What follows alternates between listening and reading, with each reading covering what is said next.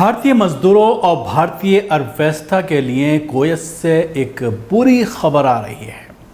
Kuwait में तकरीबन 8 लाख मजदूरों को निकालने की तैयारी शुरू कर दी गई है। ये तमाम 8 लाख मजदूर भारतीय हैं। कुवैत में विदेशी कामगारों की संख्या में कटौती के लिए तैयार विधेयक के मसौदे को अगर नेशनल असेंबली में मंजूरी दे दी जाती है तो करीब 8 लाख भारतीयों को खाड़ी के इस देश को छोड़ना पड़ सकता है। नेशनल असेंबली की विधि एवं विधायिका समिति के पहले ही विदेशियों का देशों के आधार पर कोटा तय करने के लिए इस विधेयक को संवैधानिक करार दे दिया जा चुका है। विधेयक के मुताबिक कुवैत की कुल आबादी में भारतीयों की संख्या 15% से अधिक नहीं होनी चाहिए। यानी विधेयक में यह कहा गया है कि किसी भी कंट्री के टोटल पॉपुलेशन से 15% से ज़्यादा किसी भी कंट्री के कामगार कुवैत में नहीं होने चाहिए। भारत की ये संख्या बहुत ज़्यादा है। कुवैत की टोटल आबादी 41 लाख के करीब है, जिसमें इसके हिसाब से 15% अगर हटा दिया जाता है तो 8 लाख कामगारों को भारत आना पड़ेगा। पिछले दिनों आपने देखा होगा कि किस तरह से इस्लामोफोबिया के चलते घाटी में, खलीज में जितने भी ममालिक हैं, चाहे वो कुवैत की बात करें, सऊदी अरब की बात करें, कतर की बात करें, दुबई की बात करें, सैकड़ों लोग अपनी नौकरी गंवा चुके हैं। सोशल मीडिया पर कोई इस्लाम मुखालिफ पोस्ट करने, मुस्लिम मुखालिफ पोस्ट करने के बाद जिस तरह से उसको ट्रेंड किया गया, और ये देखने में आया कि कुछ वहाँ के सोशल एक्टिविस्ट, लोकल नागरिक काफ़ी एक्टिव हुए ट्विटर पर, और जब किसी ने भी इस्लाम के ख़िलाफ़ गलत प्रोपेगेंडा करने की कोशिश की, इस्लाम के ख़िलाफ़ गलत बयानी का साथ देने की कोशिश की, तो उसके बाद उसको उसके मालिक तक पहुंचाया गया ट्विटर के ज़रिए, सोशल मीडिया के ज़रिए, और उसके मालिक को ये बताया गया कि आपका एम्प्लॉई इस तरह का प्रोपेगेंडा कर रहा है, खाता यहाँ की है और मुसलमानों को बदनाम कर रहा है। तो उसके बाद कई लोगों को नौकरी से हाथ भी धोना पड़ा। इस पूरी कवायद की एक वजह यह भी मानकर चला जा रहा है कि इस्लामोफोबिया बहुत तेज़ी से बढ़ रहा है, और जिस तरह से इस्लाम और मुसलमानों को बदनाम करने की कोशिश खासतौर से सोशल मीडिया पर की जा रही है, तो उसका भी असर इन सब चीज़ों पर देखने में मिल रहा है। एक कुवैती अखबार गल्फ न्यूज़ के मुताबिक अगर इस कानून को मंजूरी मिल जाती है तो करीब 8 लाख भारतीयों को देश छोड़ना पड़ सकता है, क्योंकि विदेशी नागरिकों में सबसे अधिक 14.5 लाख की हिस्सेदारी अकेले भारतीयों की है। कुवैत की मौजूदा आबादी 43 लाख है, जिसमें से कुवैती नागरिकों की संख्या करीब 13 लाख है, जबकि विदेशों की आबादी 30 लाख है।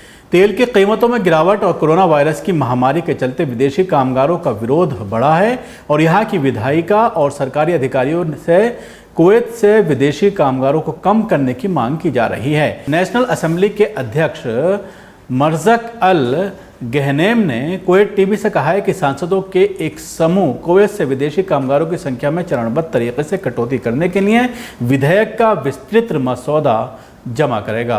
कुवैत टाइम्स ने इनके हवाले से कहा है कि कुवैत की वास्तविक समस्या आबादी का ढांचा है, जहां पर 70% आबादी विदेशी कामगारों की है। इससे भी गंभीर बात यह है कि 33.5 लाख विदेशियों में 13 लाख या तो अनपढ़ हैं या मुश्किल से लिख पढ़ पाते हैं।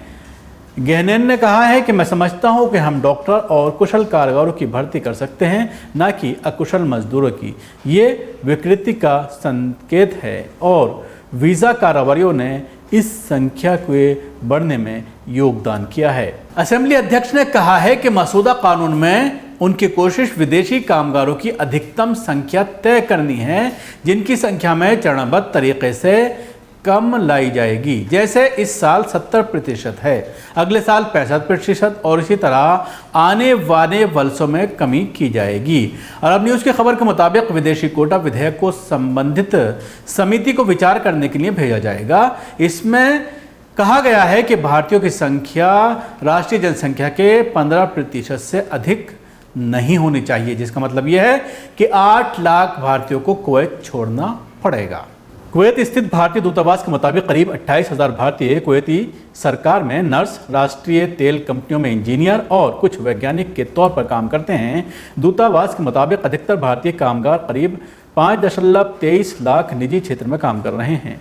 इसके अलावा 1.6 लाख लोग वहां काम कर रहे हैं भारतीयों के आश्रित हैं, जिनमें से 60 भारतीय छात्र हैं जो कुवैत स्थित 23 भारतीय स्कूलों में पढ़ते हैं। विधेयक को संबंधित समिति को सौंपा जाएगा ताकि विस्तृत योजना बनाई जा सके। विधेयक में इसी तरह का प्रस्ताव अन्य देशों के नागरिकों के लिए भी रखा गया है। कुवैत ने सीधा, जिसकी पूरी आर्थिक स्थिति हम पे आश्रित है, जो हम पे निर्भर है, जिस देश को हम उठाए हुए हैं अपने कंधों पे, यहां पर 70% इस प्रकार के श्रमिक भारत से, हमारे दक्षिण भारत के दोस्त बहुत हैं वहां पर। तमिलनाडु और केरला 2 विशेष प्रदेश हैं, लेकिन और भी भारत में है। इन सब का आप अचानक एक कोटा बांध देते हैं। कोटा यह है कि भाई 10 लोग हमारे देश में टोटल जनसंख्या है, हम इसमें से 3 लोग से ज्यादा रखेंगे नहीं बाहर के।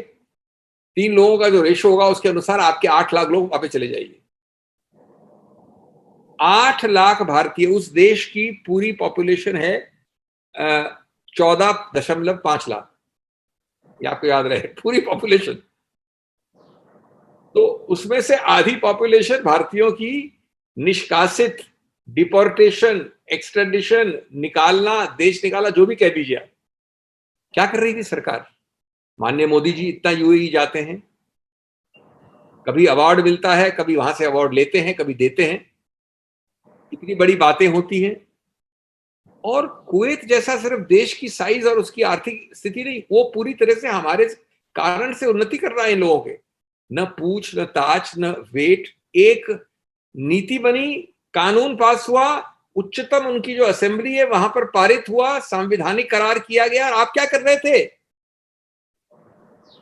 ये महत्वपूर्ण प्रश्न है, क्योंकि ये आम भारतीय के प्रश्न है। आप पूछिए अपने तमिलनाडु दोस्त से, अपने केरला वाले दोस्त से, उसके पेट पे कैसी लात है। सबसे सिंगल ज्यादा समुदाय जो इससे दुष्प्रभावित हुआ है वो भारतीय हैं। उल्लेखनीय है कि कुवैत भारतीयों द्वारा देश भेजे जाने वाली राशि का सबसे बड़ा केंद्र है। साल 2018 में कुवैत में रह रहे कामगारों ने करीब 4.8 अरब डॉलर भेजा था। गौरतलब है कि कुवैत में कोरोना वायरस कोविड-19 के अधिकतर मरीज विदेशी कामगार हैं जो भीड़ भाड़ वाले घरों में रहते हैं। जॉन हॉपकिंस विश्वविद्यालय के मुताबिक कुवैत में अब तक करीब 49,000 लोग कोरोना वायरस से संक्रमित हुए हैं। Bureau report, news max.